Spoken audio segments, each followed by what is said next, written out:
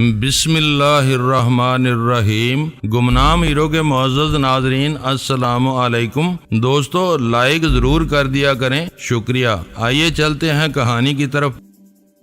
اپنے وطن کی عزت اپنی ماں کی عزت کے برابر ہوتی ہے۔ تم اس لیے ڈرتے ہو کہ تم انگریزوں کے غلام ہو، تم غلاموں کے گھر پیدا ہوئے ہو، تم یہی سمجھتے ہو کہ مٹی تمہیں اناج دیتی ہے، بس اس لیے تم اس زمین کی قدر کرتے ہو۔ اگر تم آزاد زمین پر پیدا ہوئے ہوتے تو آج تم یوں ڈر نہ رہے ہوتے اور میری باتیں تم جلدی سمجھ جاتے۔ تم دیکھو گے کہ میری یہ آزاد قوم اپنے دشمن کو کس طرح مارتی اور کس طرح مرتی ہے۔ میں اس وقت اس بوڑھے جنگلی کی بات پوری طرح نہیں سمجھ سکا تھا، یہ مجھے اس وقت سمجھ میں آئی جب لاکھوں مسلمانوں نے خون دے کر اپنا ایک وطن بنایا اور اس کا نام پاکستان رکھا۔ میرے لیے آزادی اور غلامی پھر بھی کوئی معنی نہ رکھتی تھی۔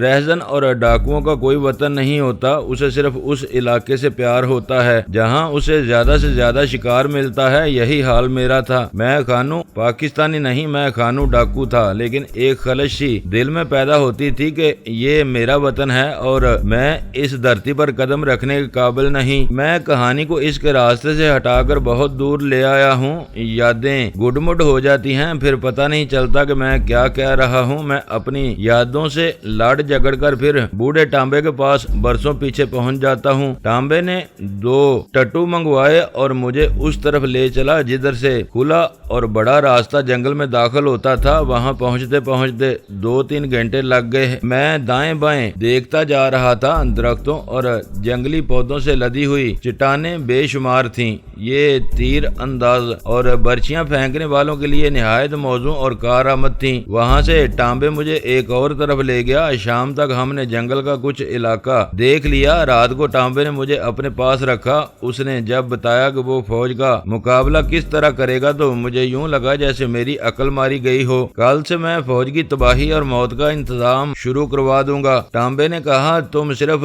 تیر اندازوں کی باتیں کرتے ہو، میں تمہیں بتاتا ہوں کہ میرا انتظام کیا ہوگا۔ فوج اڑ کر نہیں آئے گی، اسے انہی چٹانوں اور پہاڑوں کے درمیان سے گزر کر اندر آنا ہے۔ میں جگہ جگہ چوڑے اور گہرے گڑھے کھدواؤں گا، ان کے اوپر سرکنڈے ڈال کر اوپر مٹی اور گھاس پھینک دی جائے گی۔ گڑھے کی تہہ میں نوکیلے بانس گاڑ دیے جائیں گے۔ تم نے ہماری عورتوں کو دیکھا ہے، یہ بغیر کپڑوں کے بھی ہیں اور ان کی خوبصورتی بھی تم نے دیکھی ہے۔ یہ فوجیوں کے سامنے ہو کر انہیں اپنے پیچھے پیچھے چلاتی ان جگہوں تک لے جائیں گی جہاں ان کی موت کا پورا انتظام تیار ہوگا۔ گھنے درختوں میں بھی ہمارے آدمی چھپے ہوئے ہوں گے، جہاں ضرورت پڑے گی میرے آدمی بندروں کی طرح کودتے پھلانگتے پہنچیں گے۔ ایک ضروری بات تمہارے دماغ میں نہیں آئی، میں نے یہ انتظام بھی کر دیا ہے۔ میں نے 2 آدمی اس علاقے کے دیہاتی لباس میں اس طرف بھیج دیے ہیں جدھر سے فوج کے آنے کی توقع ہے۔ انہیں کوئی نہیں پہچان سکے گا کہ یہ میرے قبیلے کے جنگلی لوگ ہیں۔ یہ ہمیں فوج کی آمد کی اطلاع وقت سے بہت پہلے دے دیں گے۔ اگر وہ پکڑے گئے تو کوئی فرق نہیں پڑے گا۔ میں نے اونچی چوٹیوں اور درختوں پر آدمی چڑھا دیے ہیں، وہاں سے انہیں دور دور تک کا علاقہ نظر آتا ہے، وہ ہمیں اشارہ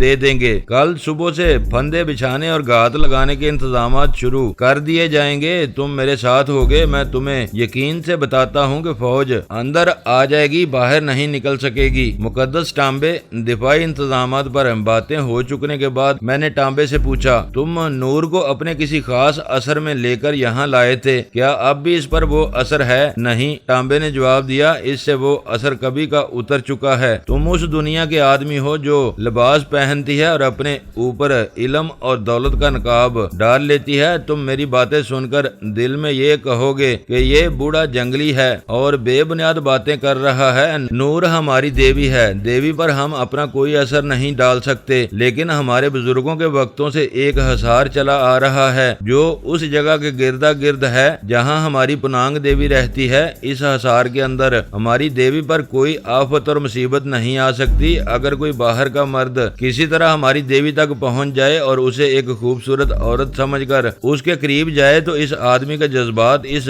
برف کی مانند ہو جائیں گے جو ان پہاڑوں پہاڑوں کی چوٹیوں پر گرتی ہے۔ دیوی کا بے لباس جسم بھی اس آدمی کے جسم میں ذرا سی بھی گرمی پیدا نہیں کرے گا۔ اگر دیوی اسے اپنے پاس رکھنا چاہے گی تو بھی وہ آدمی برف کی مانند سرد رہے گا، آخر وہ اپنے آپ کو مار لے گا یا وہاں سے بھاگ جائے گا۔ بوڑھے ٹانبے کی یہ بات سن کر میں سوچوں میں کھو گیا۔ میں سمجھتا تھا کہ میں نے نور کے ساتھ بہت اونچے اخلاق کا مظاہرہ کیا ہے، لیکن ٹانبے کہتا تھا کہ یہ اس کے بزرگوں کا کوئی خاص اثر ہے۔ میں اس جادو کے متعلق کچھ پوچھنا چاہتا تھا، لیکن مجھے اس کے خراٹے سنائی دینے لگے۔ تھوڑی دیر بعد میری بھی آنکھ لگ گئی۔ بوڑھے ٹانبے نے مجھے اس وقت جگا دیا جب ابھی شہر کی تاریکی گہری تھی۔ مجھے خاص قسم کے ڈول اور نکارے بجنے کی آواز سنائی دینے لگی۔ کھانے پینے سے فارغ ہو کر جب ہم باہر نکلے تو جنگلیوں کو بھاگتے دوڑتے دیکھا۔ ٹانبے نے مجھے بتایا کہ یہ جنگل کئی میلوں پر پھیلا ہوا ہے۔ ان نکاروں کی آواز سارے جنگل میں نہیں پہنچ سکتی، لیکن جہاں تک یہ آواز پہنچتی ہے وہاں سے ایسی آواز اٹھتی ہے جو جنگل کے دوسرے سرے تک پہنچ جاتی ہے۔ یہ آواز جو تمہیں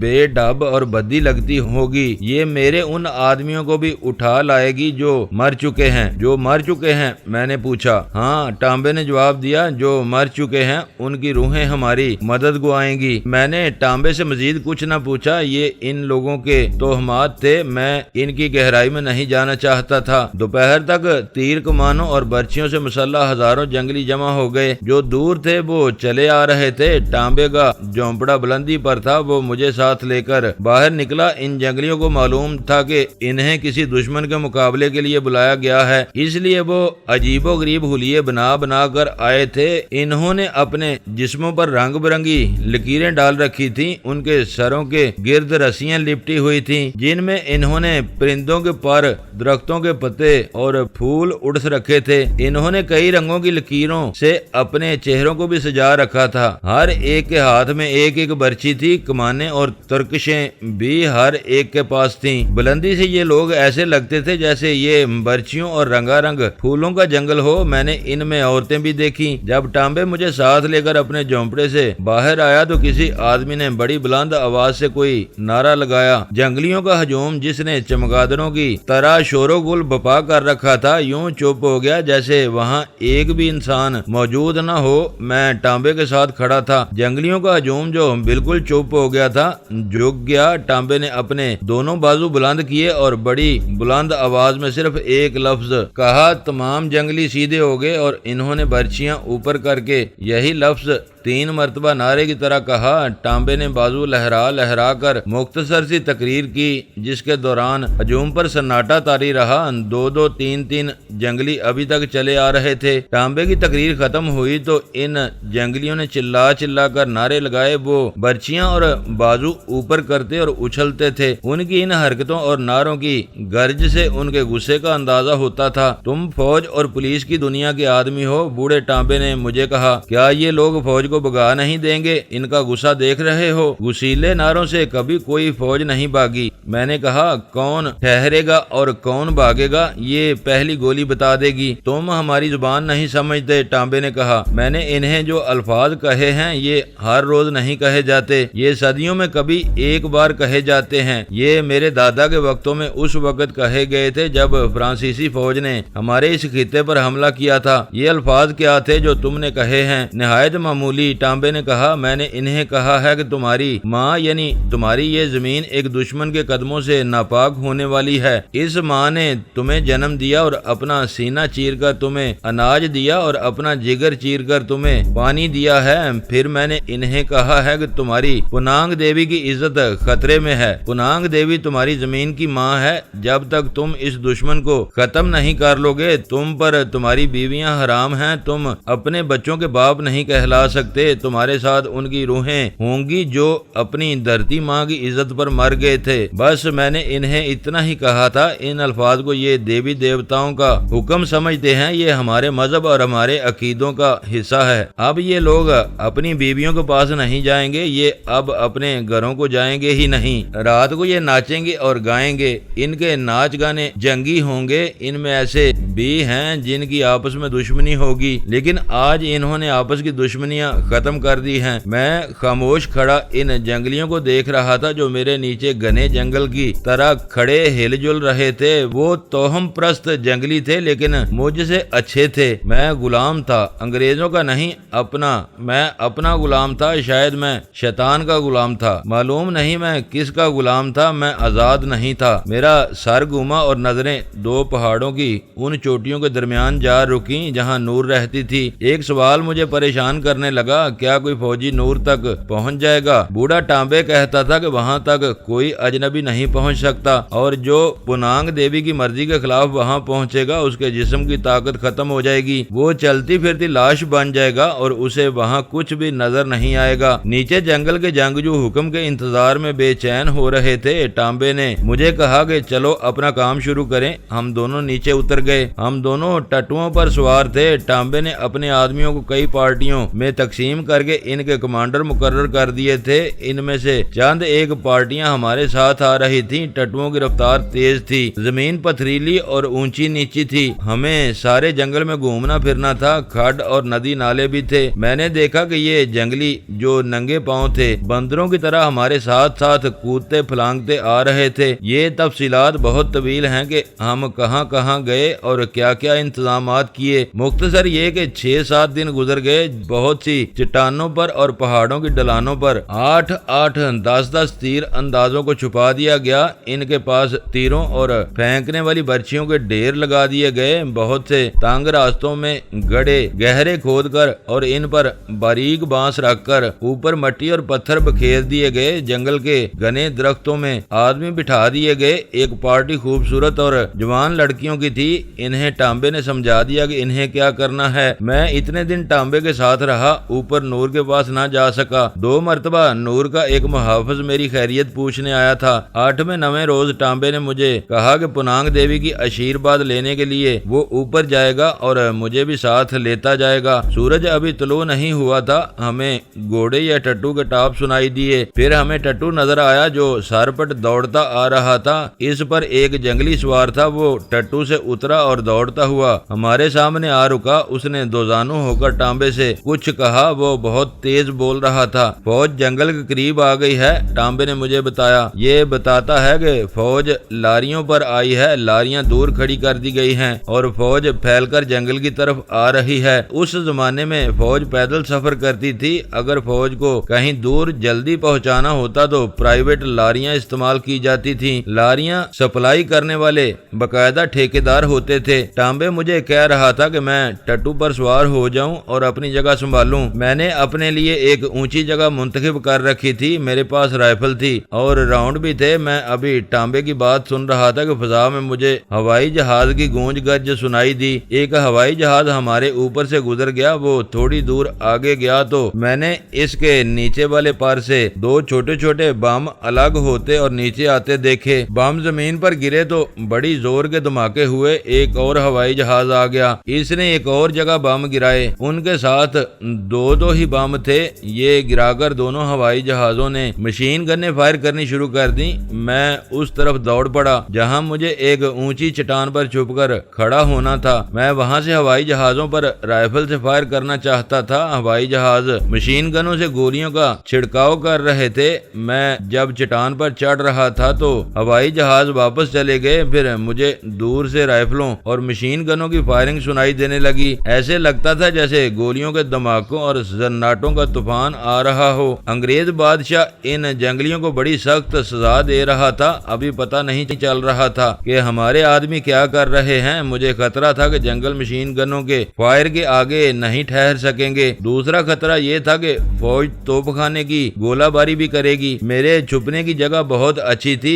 بڑے درخت بھی تھے جن کے تنوں کی اوڑ مجھے چھپا سکتی تھی۔ بونے درخت بھی تھے جن کی ڈالیاں چھاتے کی طرح نیچے کو آئی ہوئی تھیں اور گھاس اور پودے اتنے اونچے تھے جن کے پیچھے بیٹھ کر میں فوجیوں کی نظروں سے اوجھل رہ سکتا تھا۔ لیکن وہاں چھپ کر بیٹھے رہنا مجھے بہت برا لگ رہا تھا۔ میں چھپ چھپ کر اوپر ہی اوپر ایک طرف کو چل پڑا۔ میں بلند ہوتا جا رہا تھا۔ میں ایک پہاڑی پر چڑھنے لگا جو اس چٹان کے ساتھ ملی ہوئی تھی۔ میں پہاڑی کی ڈھلان کے ساتھ ساتھ آگے بڑھتا گیا اور فائرنگ قریب آتی گئی۔ اگر فائرنگ کے حساب سے جنگلی مر رہے تھے تو اس وقت تک سب کو ختم ہو جانا چاہیے تھا، لیکن مجھے ان قبائلیوں کے نعرے سنائی دے رہے تھے۔ مجھے اپنے نیچے تانگ سی وادی میں हमें 15-20 हिंदुस्तानी फौजी नजर आए। वो एक दूसरे के पीछे आ रहे थे, वो फायर नहीं कर रहे थे। इनके दरमियान एक सूबेदार था, मुझे याद है इस जगह कहीं गड़ा खोदा गया था और सामने वाली पहाड़ी की ढलान पर 10-12 जंगलियों को बिठाया गया था। अचानक अगले 2 सिपाही जमीन में धंस गए। इनके पीछे एक और सिपाही गड़े के मुंह पर पहुंच गया। पहले गड़ा सरकंडों और मट्टी में छुपा हुआ था, अब गड़ा नजर आ रहा था। फिर भी तीसरा सिपाही इसमें जा पड़ा। गड़ा बहुत गहरा था। अपने 3 साथियों को गड़े में से निकालने के लिए तमाम फौजी गड़े के इर्द गिर्द इकट्ठे हो गए। उन पर तीरों और बर्छियों का मींह बरस पड़ा। इन्हें भागने की मोहलत न मिली। इनमें शायद 3 या 4 और तीर खाकर गड़े में गिरे, बाकी बाहर गिरे। मैं इन्हें तड़पता हुआ देखता रहा। फिर मैं नीचे उतरने लगा। मैं इधर उधर देखता जा रहा था कि फौजियों की कोई और पार्टी इधर आ रही होगी। मुझे कोई फौजी नजर न आया और मैं नीचे चला गया। मैंने ये न देखा कि इनमें कोई जिंदा है या सब मर गए हैं। मैं राइफल का जितना एमुनेशन अपने पास रख सकता था वो मैंने इनके पाउचों से निकाल लिया। सूबेदार को मैंने खास तौर पर देखा, वो मर गया था। उसके पास रिवॉल्वर था। मैंने उसका रिवॉल्वर और गोलियों का पाउच उतार लिया। जंगली मुझे पहचानते थे, वो नीचे न आए। मुझे ख्याल आया कि एक ना एक दिन मुझे यहाँ से निकलना है। मुझे सारी उम्र इस जंगल में तो नहीं गुजारनी थी। बाहर जाकर मुझे पैसों की जरूरत थी। मैंने इन तमाम फौजियों की जेबों की तलाशी ली। हर एक से मुझे कुछ न कुछ रकम मिल गई। 3 की उंगलियों में से सोने की अंगूठियां थी, मैंने वो भी उतार ली और मैं पहाड़ी पर चढ़ने लगा। मैंने इन जंगलियों का सिर्फ यही एक फंदा अपना काम करते हुए देखा। मुझे इत्मीनान हो गया कि फौजी इन लोगों को इतनी आसानी से जेर नहीं कर सकेंगे। लेकिन मुझे ये पता नहीं चल रहा था कि जंगल के दूसरे हिस्सों में क्या हो रहा है। मुझसे थोड़ी दूर दूसरी तरफ से राइफलों और मशीन गनों की फायरिंग बहुत ज्यादा थी। जहां मैं था वहां फायरिंग तकरीबन बंद हो चुकी थी। मैं कुछ और ऊपर चला गया ताकि दूसरी तरफ भी देख सकूं। पहाड़ी की ढलान के साथ साथ घूमकर मैं जब थोड़ा और ऊपर गया तो मुझे दूसरी तरफ का इलाका नजर आने लगा। उधर भी 2 पहाड़ियों के दरमियान तंग सी वादी थी। 5-6 फौजी राइफलें ताने हुए चले जा रहे थे। मुझे मालूम था कि यहाँ भी घात का इंतजाम है, लेकिन वो बड़ी बेफिक्री से चले जा रहे थे। झाड़ियों के पीछे से 3-4 जंगली लड़कियां उठी। फौजियों ने इन्हें देखा तो वो रुक गए। लड़कियों ने भागने या दौड़ने की बजाय इन्हें कुछ फहश किस्म के इशारे किए और अपनी तरफ बुलाया। औरत मर्द की बहुत बड़ी कमजोरी है, लेकिन मर्द जब फौजी बन जाता है और उसे कैंपों और जंगलों में जिंदगी गुजारनी पड़ती है तो औरत उसकी ऐसी कमजोरी बन जाती है कि एक औरत की खातिर वो अपने हथियार से भी दस्तबरदार हो जाता है। फौजी इकट्ठे होकर इन लड़कियों की तरफ आए। वहाँ पौधे और घास बहुत ही घनी और ऊंची थी। जब फौजी लड़कियों के करीब पहुंचे तो दाएं बाएं से 10-12 जंगली उठे। वो इस खूबी से छुपे हुए थे कि मैं बुलंदी से भी इन्हें देख नहीं सका था। वो भूखे भेड़ियों की तरह अंग्रेजों के इन देसी फौजियों पर टूट पड़े, बेशतर इसके कि वो समझ पाते कि उन पर क्या आफत टूट पड़ी है। जंगलियों की बर्छियां उनके जिस्मों को छलनी कर चुकी थीं। जंगलियों ने उनकी लाशों को घसीट कर वहीं छुपा दिया जहां वो खुद छुपे हुए थे। जंगली लड़कियों ने उनकी जेबों की तलाशी लेनी शुरू कर दी। दिन गुजरता जा रहा था, फायरिंग बढ़ती जा रही थी। इतने में दोनों हवाई जहाज फिर आ गए। मैंने राइफल सीधी कर ली कि जहाज गोते में मेरे करीब से गुजरे तो इन पर फायर करूंगा, लेकिन वो आगे निकल गए और इन्होंने 2-2 बम गिराए। 4 धमाके सुनाई दिए। इसके बाद हवाई जहाजों की मशीन गनें सारे जंगल पर फायर करती रहीं। बमों का धुआं ऊपर उठ रहा था। जंग लड़ी जा रही थी और मैं कई जगह बदल चुका था। अब फायरिंग बहुत कम हो गई थी। जंगलियों की खुसूसी चीखें सुनाई दे रही थीं। इन चीखों से वो अपने साथियों को बताते थे कि हम जिंदा हैं और लड़ रहे हैं। ये एक किस्म की फातिहाना और जोशीली ललकार थी। मुझे सिर्फ 2 फंदों की कामयाबी देखकर यकीन हो रहा था कि टांबे ने सच कहा था कि फौजी जंगल में आ जाएंगे, जा नहीं सकेंगे। मैं अब एक और पहाड़ी की ढलान पर खड़ा था। मेरे नीचे 2 चट्टानों के दरमियान तंग सा रास्ता था जो दरअसल बकायदा नहीं था। वहाँ बड़े बड़े पत्थर भी थे, बौने दरख्त भी थे और चौड़े पत्तों वाले पौधे खासे ज्यादा थे। वहाँ मैंने इन जंगलियों की दिलेरी का एक मुजाहरा देखा। 15-16 हिंदुस्तानी फौजी एक दूसरे के पीछे चले आ रहे थे। उनके दरमियान खासा फासला था क्योंकि वहाँ बड़े पत्थर और झाड़ पात खासी ज्यादा थी। वो शायद एक दूसरे को देख भी नहीं सकते थे। मैंने एक जंगली को देखा जो करीब ही कहीं से उठा। उसने सबसे पीछे वाले फौजी को پیچھے سے اس طرح جکڑ لیا کہ ایک بازو اس کی گردن کے گرد لپیٹ لیا اور بازو ایسا دبایا کہ فوجی کا منہ کھل گیا۔ دو اور جنگلی نکلے، انہوں نے اس فوجی کی ٹانگیں پکڑی اور گھسیٹ کر پیچھے لے گئے۔ اس کے ساتھیوں کو محسوس تک نہ ہوا کہ ان کا ایک ساتھی کم ہو گیا ہے۔ ان کا یہ طریقہ مجھے اتنا اچھا لگا کہ میری ہنسی نکل گئی۔ میں چھپ چھپ کر نیچے چلا گیا۔ میرے نیچے پہنچنے تک وہ ایک اور فوجی کو اسی طرح پکڑ کر اپنے قبضے میں لے چکے تھے۔ وہ آخری فوجی پر جپٹتے تھے۔ آگے راستہ اور دشوار ہو گیا تھا اور جنگل اور زیادہ گھنا۔ میں جب نیچے پہنچا تو یہ جنگلی ایک اور فوجی کو گھسیٹ کر لا رہے تھے، یہ تیسرا تھا۔ اس زمانے میں فوجی خاکی کلے پر خاکی پگڑی باندھتے تھے۔ اس فوجی کی پگڑی کہیں راستے میں گر پڑی تھی۔ مجھے یقین تھا کہ پہلے دونوں فوجیوں کو وہ جان سے مار چکے ہیں، اس تیسرے کو وہ لا رہے تھے تو میں پہنچ گیا۔ اسے بھی ان جنگلیوں کے ہاتھوں مرنا تھا، لیکن میرے دل میں آئی کہ اس کے مرنے سے پہلے اس کے ساتھ کچھ باتیں کروں اور اسے میں اپنے ہاتھ سے ختم کروں۔ میں نے جنگلیوں کو اشارہ کیا کہ اسے میرے پاس لے آؤ۔ وہ اسے گھسیٹ کر لا رہے تھے۔ انہوں نے اسے میرے سامنے کھڑا کر دیا۔ میں نے جنگلیوں کو اشارہ کیا کہ وہ جائیں اور اپنا کام کریں۔ اس فوجی کو میں نے اپنے سامنے بٹھا لیا تھا کہ کوئی ہمیں دیکھ نہ سکے۔ خانو، اس فوجی نے میرے منہ کی طرف دیکھ کر بڑی حیرت سے پوچھا، تم خانو ہو؟ محمد خان، تمہارے باپ کا نام فضلو ہے؟ اس نے میرے گاؤں کا نام بھی لیا اور بولا، میں جانتا ہوں تم پولیس کے بگوڑے ہو۔ میں نے اس